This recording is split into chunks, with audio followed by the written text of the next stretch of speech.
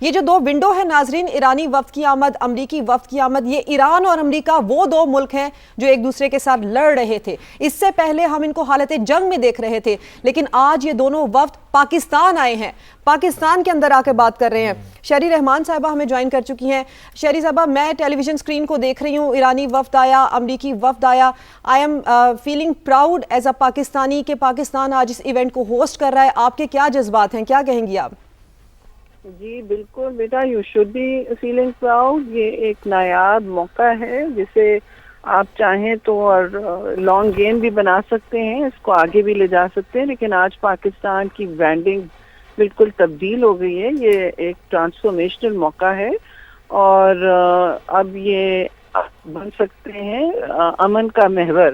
وہ ملک جو آپ کے دشمن دہشت گردی کی پناہ گاہ کہتے تھے، اب امن کا محور بن گیا. اور اس بات کی صداقت اس میں ہے جو آپ ٹی وی پہ دیکھ رہی ہیں، جو امیجز آپ دیکھ رہی ہیں اس میں اس کی صداقت ہے. یہ حقیقت ہے جو کوئی ساری دنیا تسلیم کر رہی ہے اور اتنی پذیرائی ہو رہی ہے کہ سمیٹی نہیں جا رہی ہے لٹرلی. شہری رحمان صاحبہ، جب یہ جنگ چل رہی تھی اور دونوں طرف سے کشیدگی جاری تھی، کیا آپ نے سوچا تھا، کیا آپ نے سمجھا تھا کہ ہم یہ دن بھی دیکھیں گے اور پاکستان کی بدولت یہ دن دیکھیں گے، ہماری سفارتکاری اتنی کامیاب ہوگی، ایسا کام کر دکھائے گی کہ ممکن جو ناممکن تھا اس کو ممکن بنا پائے گی؟ آج یہ سچویشن دیکھتے ہوئے آپ کیا کہیں گے کہ یہ کتنا بڑا کارنامہ ہے، کتنی بڑی ذمہ داری ہے جو پاکستان نے ادا کی ہے؟ کارنامہ تو ہے اور ذمہ داری بھی ہے، اور میں سمجھتی ہوں کوئی اور ملک ایسی پوزیشن میں نہیں تھا جن کو دونوں فریق نے اعتماد کا مستحق سمجھا، اپنے الگ اعتماد کا مستحق سمجھا اپوزنگ کیمپس نے. تو یہ بہت بڑی بات ہے. یہ مطلب سنگ میل تاریخی عمل ہے جس کی کوئی مثال نہیں ہے ماڈرن ہسٹری میں. اور شہری رحمان صاحبہ، تھوڑا سا فیوچرسٹک ہو کر اگر ہم سوچیں تو جو خطے کے دیگر تنازعات ہیں، اگر آگے چل کر بھی پاکستان کی سفارتکاری کو اس میں ضروری سمجھا جائے، آپ سمجھتی ہیں کہ پاکستان اب اس سطح پر آ گیا ہے، پاکستان کی سفارتکاری اس سطح پر آ گئی ہے کہ پاکستان کو اب ضروری سمجھا جائے گا کہ پاکستان بھی انٹروین کرے باقی معاملات کو حل کرانے کے لیے بھی؟ پاکستان کو کیا وہ حیثیت حاصل ہوگی اب؟ دیکھیے، پاکستان کو ایک دم سامنے اچک کے ایسا کام نہیں کیا جس سے کوئی مسئلہ بنے. یہ طویل ہفتوں کی اور دنوں کی سفارتکاری ہے جسے بیک ڈور ڈپلومیسی کہتے ہیں. تو یہ کام تو پاکستان ضرور میں سمجھتی ہوں برقرار رکھے، بلکہ اس میں آگے انویسٹمنٹ کرے. یہاں ایک پیس سینٹر بنایا جائے، انٹرنیشنل پیس سینٹر. اور جی بالکل اسلام آباد کو اس طرح وہاں کانفرنسز شروع کرائیں، سب کچھ اس طرح کی عملی طور پر نا جو سافٹ پاور بھی آپ کا پروجیکٹ کریں، کیونکہ یہ اس سے بڑا سافٹ پاور کوئی نہیں ہو سکتا جو آپ نے دکھایا ہے. شہری رحمان صاحب، بڑی ضروری آپ نے بات کی ہے کہ اسلام آباد کے اندر انٹرنیشنل پیس سینٹر بننا چاہیے. اگر میں آپ سے پاکستان کی پوزیشن کی بات کروں تو جس طرح سے ہم نے انٹرنل چیلنجز کو فیس کیا، ایکسٹرنل چیلنجز کو فیس کیا، مشکل وقت پاکستان نے خود بھی دیکھا، اس کے باوجود بھی ایک خطے کے تنازع کو ختم کرنے کے لیے پاکستان نے کتنی ایفرٹس کی ہیں. آپ خود بھی یہ بات کر رہی ہیں کہ یہ ایک دم سے نہیں ہوا، ہفتوں مہینوں کی کاوشیں ہیں. کیا کیا ایسے ایفرٹس ہیں جو پاکستان نے کی اور آج ہم یہ دن دیکھ رہے ہیں؟ جی کچھ ایسے ایفرٹس ہیں تو شاید کبھی سامنے نہ آئے، لیکن پس پردہ بہت کام ہوا ہے جس میں ایک ٹوٹے ہوئے بازو کے ساتھ میں کمنٹ کرتی ہوں فارن منسٹر اسحاق ڈار نے مطلب انتھک محنت کی ہے. پرائم منسٹر شہباز شریف نے تو کوئی ایسی چیز نہیں چھوڑی جو وہ کر سکتے تھے، انہوں نے ہر کال کی ہے اور اپنی توجہ سے اس چیز کو جاری رکھا، اس عمل کو جاری رکھا. جہاں تک میری نالج ہے انہوں نے بہت ساری میٹنگ انٹرپٹ کر کے راتوں رات یہ کام کیا ہے. اور ظاہر ہے فیلڈ مارشل عاصم منیر کا اس میں بہت نمایاں کردار ہے. ان کا سامنے بھی بہت رہا ہے، پیچھے بھی بہت رہا ہے، فونوں پہ بھی رہا ہے، اور پریزیڈنٹ زرداری نے بھی اس میں بہت سپورٹ کیا ہے. میں خود دیکھتی رہی ہوں.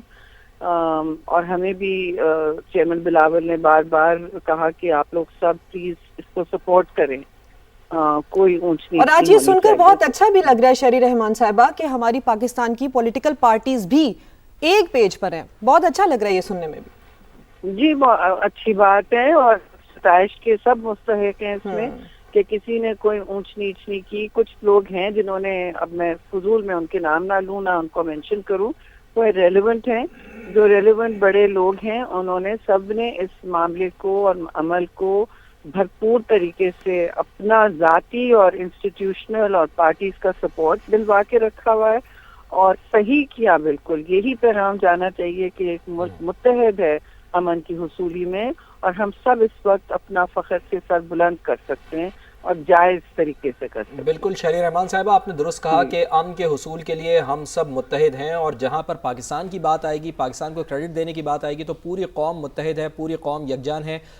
پولیٹیکل قیادت کی بات کریں یا پھر ہم عسکری قیادت کی بات کریں یا پوری پاکستانی قوم کی بات کریں, تو یہ فخر کا لمحہ ہے, اور اس لمحے کو ہمیں انجوائے کرنا چاہیے, اور اس لمحے کو ہمیں سیلیبریٹ بھی کرنا چاہیے, اور یہ دعا بھی کرنی چاہیے کہ یہ مذاکرات کامیاب ہوں. شہریار رحمان صاحبہ, میں آپ سے ذرا یہ پوچھنا چاہوں گا تھوڑا سا, چونکہ آپ امریکہ میں پاکستان کی سفیر بھی رہ چکی ہیں, آپ نے بڑا کام بھی وہاں پر کیا ہے, اور ایران کے ساتھ تعلقات کو بھی آپ کی بڑی گہری نظر ہے اس کے اوپر بھی. تو میں ذرا تھوڑا سا رویہ آپ سے پوچھنا چاہوں گا کہ امریکنز کا رویہ کیا ہے, چونکہ آپ نے وہاں پر بہت زیادہ کام کیا ہے, آپ رویے کو زیادہ بہتر طور پر سمجھ سکتی ہیں. جو اس وقت مذاکرات کی باتیں ہو رہی ہیں, 15 نکات یا 10 نکات کی جو بات ہو رہی ہے, تو کیا یہ ایسی چیزیں ہیں جس پر آسانی کے ساتھ امریکنز بھی راضی ہو جائیں گے اور ایرانین بھی کنونس ہو جائیں گے؟ تو آپ سمجھتی ہیں کہ مذاکرات کامیاب ہو سکتے ہیں؟ کتنے % چانسز ہیں دونوں, یعنی ایرانی قوم کا رویہ دیکھتے ہوئے اور امریکن قوم کا رویہ دیکھتے ہوئے؟ دیکھیے, اس وقت کوئی بھی جو ہے جمہوری قوم ہے, ان کے اپنے اپنے طور طریقے ہوتے ہیں, اور ہر ملک میں, ہمارے یہاں بھی ہم تو متحد ہیں اس وقت, لیکن جنگ کسی کو پسند نہیں, میں سمجھتی ہوں. اور اس وقت جو پیش رفت ہو رہی ہے وہ ایسی بنیاد پر ہو رہی ہے کہ ہم جنگ کے دہانے سے ساری دنیا کو واپس لائیں. اور ایک جو پوائنٹ سب اگری کرتے ہیں وہ یہی ہے کہ امن اس وقت سب کے لیے بہتر ہوگا, چاہے وہ شہادتوں کی بات ہو, ہیومن کاسٹ کی بات ہو, اقتصادی کاسٹ کی بات ہو. اس کے اثرات تو سب پر پڑ ہی رہے تھے, آپ جو بھی کہہ لیں, اور آگے بھی ایک خطرناک طور سے آگے بڑھنے تھے. تو جو بھی ان کے کور پوائنٹس ہیں دونوں ٹیمز کے, وہ شاید مختلف ہوں گے, لیکن میں سمجھتی ہوں کہ اگر 3-4 کور پوائنٹس پر بھی ان کی کوئی نہ کوئی کسی نہ کسی طریقے سے اگریمنٹ ہو گئی, جو تو پاکستان نے جس پر ڈسکشن کی ہوئی ہے, تو وہ اگر آگے بڑھ جائے بغیر زیادہ اسپوائلرز کے مداخلت کی, تو پھر ایک یہ بہت اہم شروعات ہوگی, اور اس پر آگے بلڈ بھی کیا جا سکتا ہے. کوئی پیس ایک دن میں نہیں تیار ہوتا ایک دم, کوئی جیسے مینوفیکچر فیکٹری سے نکلا ہو. یہ ایک لمبا اعتماد سازی کا عمل ہوتا ہے, اور اعتماد سازی کا محور پاکستان پھر بن سکتا ہے, جیسے میں نے آپ سے کہا.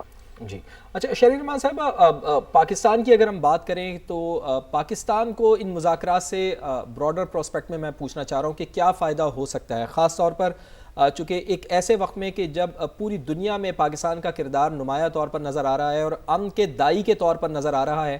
تو ہم یہ دیکھتے ہیں کہ جس طرح اگر تو کوئی ملک اتنا نمایاں ہو اور اتنا پازیٹیو اس کا کردار نظر آ رہا ہو, تو پھر تو عالمی قوتیں بھی یہ چاہتی ہیں کہ وہ اس ملک کے ساتھ یعنی کہ پاکستان کے ساتھ اپنے تعلقات کو مضبوط بنائیں, ان کے ساتھ تجارت کریں, ان کے ساتھ بہتر تعلقات پیدا کریں. تو آپ سمجھتی ہیں کہ ان پیس مذاکرات کے بعد پاکستان کا کردار دنیا میں اور زیادہ نمایاں ہوگا اور دنیا کا اعتماد ہمارے اوپر بڑھے گا, اور پاکستان کی معیشت بھی آپ سمجھتی ہیں کہ بہتری کی طرف جائے گی؟ دیکھیے, پیس امن جو ہے وہ ویسے ہی میں سمجھتی ہوں آپ کو نیٹ سیکیورٹی پرووائڈر بنا چکا ہے. آپ نے اپنی 2 طریقے ہوتے ہیں, عسکری اور امن کی پروسیس, وہ دونوں آپ نے احسن طریقے سے دنیا میں منوائی ہیں. اپنا کوئی کسی نے آپ کو ہاتھ میں نہیں دیا ہے, آپ نے خود اپنی محنت, انتھک محنت سے اور جرأت سے منوایا ہے, اور اس کا کوئی متبادل نہیں ہوتا. جی, تو یہ پاکستان بالکل لانگ گیم بنا سکتا ہے اپنے لیے. اپنی ری برانڈنگ ہو رہی ہے پاکستان کی دنیا میں, اور اس کو ہم نے مستقل بنانا ہے. اب کیونکہ ملٹی لیٹرل سسٹم ایسا ہے کہ اور کوئی طاقتیں کر نہیں پائیں جو پاکستان کر رہا ہے. آپ نے کہا مڈ وائف آف پیس کہا ہے پاکستان کو. آپ ہی کا لقب ہے، تو اگر سیزیرین کرنا پڑا بھی تو کر لیں میں سمجھتی ہوں. اور یہ بہت بہت ہی اگر جس سے جانیں بچتی ہیں نا وہ سب سے اہم بات ہوتی ہے. اور آپ کا جو اگلی نسلیں ہیں ان کے لیے کچھ چھوڑ کے جائیں بجائے ایک خون اور آگ کی ہولی کا سلسلہ نا. اور پڑوس میں جو ہمارے ملک بیٹھا ہوا ہے بھارت، بدقسمتی یہ ہے کہ اس کو یہ ساری چیزیں ہضم نہیں ہو رہی. تو آپ سمجھتی ہیں کہ اسپوائلر کا کردار یہ دونوں جو نیکسز ہے اسرائیل کا اور بھارت کا، وہ کسی قسم کی کوئی گڑبڑ کر سکتا ہے شہری رحمان صاحبہ؟ دیکھیے اسپوائلرز دو ہیں اس وقت، اور آپ نے بالکل وضاحت سے کہہ دیا کہ ٹیل اویو اور نیو دہلی ہو سکتے ہیں. جی جی جی. نیو دہلی کو کانفیڈنٹ ہونا چاہیے تھا. وہ اگر اپنے آپ کو اتنا بڑا ملک اور اتنی بڑی اکانومی جو تو وہ ہیں سمجھتے ہیں، ان کو خود اعتمادی پھر اس کا مظاہرہ کرنا چاہیے تھا. خود اعتمادی ایک اس طرح نہیں صرف بنتی، آپ کو اس کا مظاہرہ کرنا ہوتا ہے اپنے ایکشن سے، اپنے عمل میں. ان کے لوگ، بھارت کے لوگ، سب کو پتا ہے، روز ڈیلی خبروں میں آ رہا تھا کتنا سفر کر رہے تھے اس وقت جنگ کی اثرات سے، کیونکہ وہ ایک گلوبل اکانومی کا حصہ ہے جو بھی کہہ لیں.